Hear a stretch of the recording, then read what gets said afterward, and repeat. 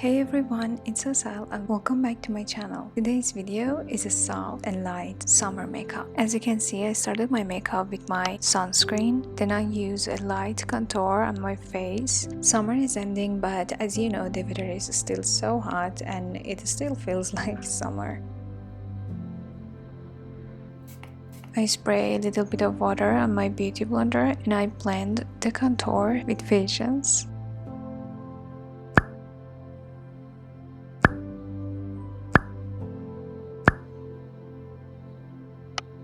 I use my concealer over my eyes to give them that bright look. Then I use my multi-purpose liquid blusher. This blusher is new and I just found it. It's so practical because I can use it all over my face, my nose, my chin, and also my eyelids. It has a light texture and it blends so easily, and also it smells so good. Then again, I use my concealer to light up my face. I used to apply lots of concealer on my skin, but recently I like to go minimal with my concealer. To give my look a more summery look, I use a powder blush. Just a hint of it, and then I blend it with another brush. Then I go to my eyes and, like always, I use my mascara.